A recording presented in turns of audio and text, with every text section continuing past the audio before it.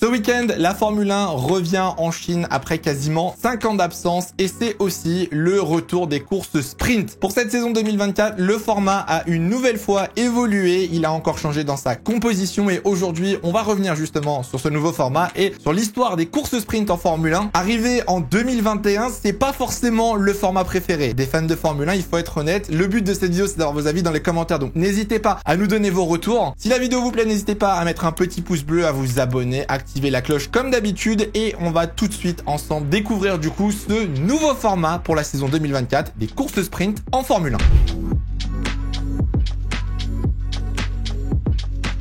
Alors, avant de vous présenter le nouveau format de la saison 2024, il faut déjà revenir sur le format sprint. Peut-être que vous ne connaissez pas, du coup, ce format en Formule 1. Il a été introduit en 2021 afin d'amener plus d'action en piste, afin de permettre aux spectateurs d'avoir un petit peu plus de contenu sur les circuits et pousser aussi aux spectateurs à venir sur les 3 jours, non pas seulement pour la qualif le samedi et le dimanche en course, mais aussi venir le vendredi après-midi. Pour sa première édition en 2021, on avait eu seulement 3 courses. On avait eu Silverstone, Monza et le Brésil qui avait un format très particulier. En 2021, la qualification du vendredi après-midi déterminait du coup la course sprint du samedi après-midi et le résultat de cette course sprint déterminait la grille pour le Grand Prix du dimanche. Il faut savoir que dans ce format, les 3 premiers en course sprint gagnaient du coup des points. C'était 3 points pour le vainqueur, 2 points pour le deuxième et 1 point pour le troisième. Et on va pas se mentir, c'était pas franchement une réussite. Il y avait très peu de batailles. Malheureusement, les pilotes n'osaient pas attaquer par peur de casser la voiture, par peur de prendre des risques. Les pilotes, honnêtement, ne jouaient pas vraiment le jeu. La F1 nous avait vendu ça en prenant l'exemple des fins de course après drapeau rouge. Quand les courses se jouent dans les 5, peut-être 7 derniers tours, en disant que c'était le moment où les pilotes se donnaient à fond car la course était courte, c'était un format dense et là où il y aurait de la bataille, et bah malheureusement, certaines équipes n'étaient pas réellement d'accord. Le problème de ce format-là, très clairement, c'est que les top teams ne voulaient pas prendre le risque de finir plus loin que prévu. C'est-à-dire que si tu faisais une bonne séance de qualification le vendredi, t'avais pas envie de te retrouver 15e sur la grille le dimanche.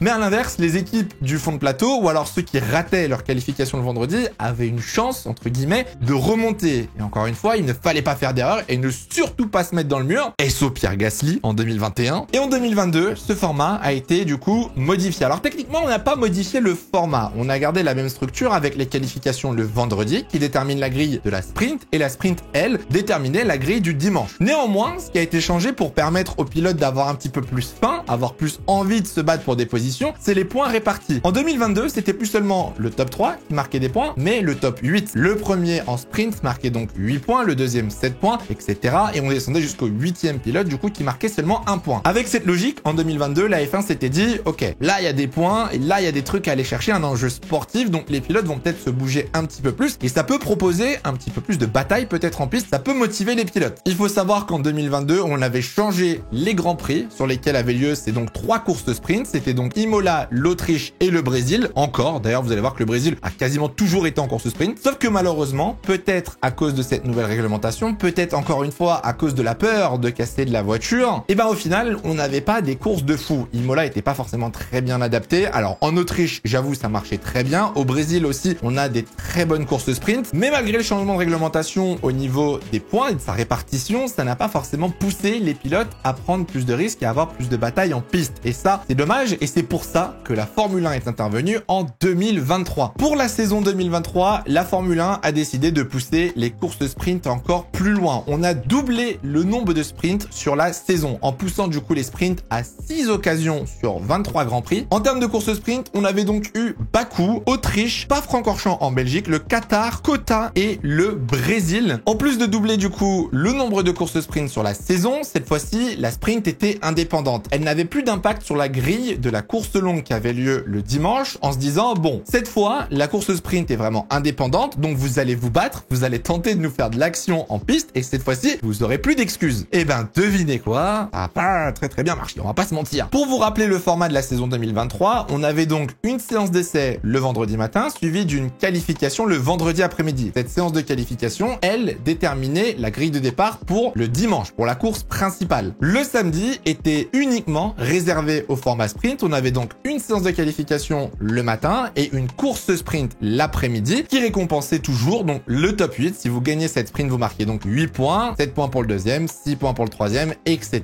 jusqu'au 8e. L'avantage du format de l'année dernière, c'est que si vous aviez un accident en course sprint ou alors si vous ratiez votre séance de qualification en course sprint, vous gardiez votre position pour la course principale le dimanche suite au résultat que vous aviez eu le vendredi. Point négatif de ce format, et je pense qu'on est tous d'accord, c'est de se dire que en fait, en voyant la qualif du vendredi, t'étais spoil de la qualif du samedi matin. Tu savais déjà plus ou moins qui était rapide sur un tour, tu savais déjà plus ou moins qui s'en sortait bien ou non durant les qualifications, et donc au final, il n'y avait pas réellement de hype pour la qualif du samedi matin. Et ça, moi perso, c'est quelque chose que je regrettais énormément parce que le samedi matin, t'étais en mode, Leclerc ou Verstappen a pris la pole hier, on sait que ça va être un des deux, ce matin, il n'y a pas réellement de suspense. Et du coup, la Formule 1 a donc décidé de remodifier une nouvelle fois le format sprint pour cette saison 2024. Alors, on a gardé 6 rounds. On aura 6 sprints sur cette saison de Formule 1. On a changé quelques circuits. Vous l'avez donc compris, ça va donc commencer en Chine ce week-end. On ira ensuite à Miami pour aller ensuite en Autriche, au Kota aux États-Unis, au Brésil et au Qatar. On a donc fait une croix sur la Belgique et Bakou. Je trouve que c'est réellement dommage parce que honnêtement, la sprint en Belgique, certes, on avait eu de la pluie l'année dernière, mais je trouve que c'était vraiment un circuit propice à avoir un format sprint. Sauf que le format sprint en lui-même, dans le déroulé du week-end, a évolué. Et c'est le moment où il faut vous accrocher pour prendre des notes et comprendre ce qui va se passer ce week-end. Le format se déroule de la façon suivante. Le vendredi matin, vous avez donc votre séance d'essai de 60 minutes. Rien de nouveau. Le vendredi après-midi, cette fois-ci, vous avez la sprint shootout. C'est ce qu'on appelle la qualification sprint. Ce format, vous le connaissez, c'est donc la qualification avec un petit peu moins de temps. En général, ça enchaîne les chronos. Et donc, il aura lieu le vendredi après-midi. Le samedi matin aura lieu directement la course sprint. Donc, c'est-à-dire qu'on fait qualif sprint, course sprint, et le samedi après-midi, on aura une nouvelle séance de qualification, cette fois-ci, qui déterminera la grille pour la course du dimanche. Alors, on va pas se mentir, en soi, ils ont pas changé grand-chose d'un point de vue fondamental. Ils ont gardé une séance d'essai, de qualif, de course, mais en vrai de vrai, il risque d'y avoir un enjeu sportif. C'est-à-dire qu'en ayant la course sprint le matin avant la qualif pour la course du dimanche, il va vraiment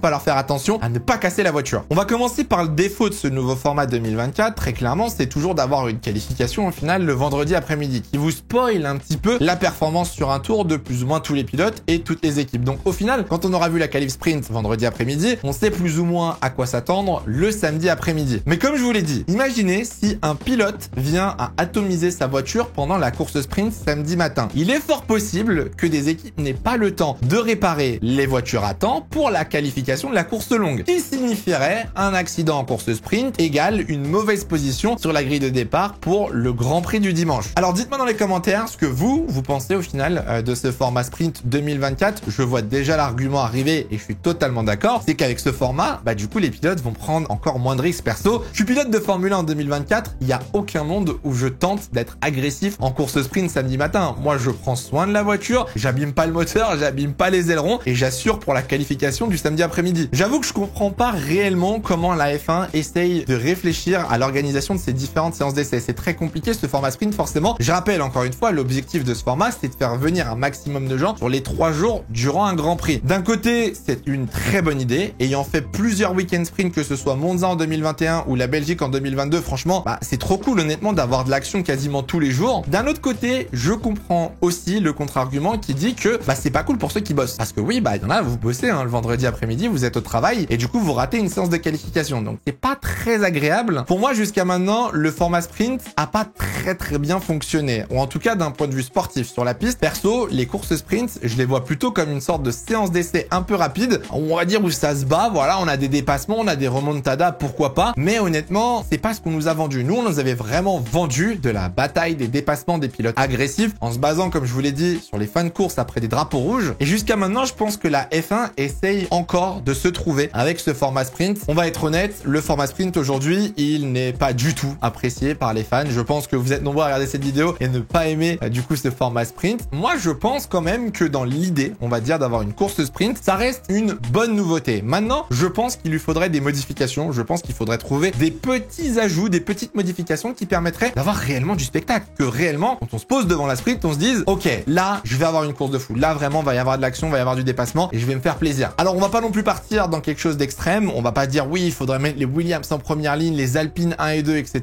Mais je pense que, par exemple, honnêtement, si on se base sur la F2, un top 10 inversé, ça me paraît pas déconnant. Encore plus cette année, je vous le dis, où on voit Aston, McLaren, Ferrari, Mercedes, Red Bull, quand on voit toutes ces équipes qui sont ultra serrées, faire partir les Red Bull 10 et 9 en course sprint et faire partir potentiellement les Aston du coup 1 et 2, je me dis que là, pour le coup, on aurait de la bataille. Il y aurait des points à aller chercher pour les Red Bull et on aurait forcément des dépassements. Imaginez ne serait-ce que Yuki Tsunoda ou Nico Hülkenberg, qui sont les deux pilotes qui me viennent en tête, qui ont fait des Q3 cette année. Imaginez-les en première ligne en train d'essayer de résister, pourquoi pas, face aux Mercedes. Franchement, je trouve pas l'idée déconnante et pour moi, il y a absolument aucun danger à avoir ces voitures en première ligne et à se battre avec les top teams. Après, le problème, c'est que les courses sprint, c'est un énorme débat, c'est est-ce qu'il faut faire passer le show avant la performance? Parce que oui, du coup, faire une grille inversée, par exemple, ça impacte forcément les résultats, ça impacte forcément la performance. On met pas les meilleurs pilotes en première ligne, on met pas les meilleurs pilotes aux avant de la scène et du coup, ça peut déranger certains et je comprends totalement l'argument. Néanmoins, pour moi, l'intérêt de ces courses sprint n'est clairement pas pour récompenser ceux qui méritent le plus, récompenser les plus performants, mais pour créer du divertissement pour ceux qui se rendent sur place. Et donc, si on ne trouve pas une petite modification qui permet justement à de nouvelles équipes de monter et d'aller chercher des points, et ben au final, les courses sprint, c'est juste répéter la course du dimanche avec les mêmes pilotes, les mêmes positions, juste réduire au final la distance de course. Vous me direz dans les commentaires du coup ce que vous pensez du format sprint, au final, que ce soit 2024 et même de façon globale de l'idée d'avoir 2 courses dans un week-end. Moi, je vous l'ai dit, je suis pas contre, mais je pense que le format a encore besoin d'être modifié. Pour moi, le format de 2024 est moins bon que le 2023. Voilà, c'est simplement mon avis. On verra ce week-end en Chine si j'ai raison ou non. Je pense que le week-end en Chine va être très particulier avec le resurfaçage de la piste, le fait qu'on n'ait pas roulé depuis 5 ans sur ce circuit, et que ces nouvelles voitures n'ont tout simplement jamais roulé à Shanghai. Si la vidéo vous a plu, n'hésitez pas à me dire dans les commentaires ce que vous en avez pensé. N'hésitez pas à la partager pour avoir le débat aussi avec vos potes. N'hésitez pas à un petit pouce bleu, à vous abonner comme d'habitude, à activer la cloche. Et nous, on se retrouve très bientôt pour de prochaines vidéos. En attendant, je vous souhaite à tous de passer une très bonne fin de semaine. Faites attention à vous et portez-vous bien comme d'habitude. C'est le plus important. Ciao, ciao.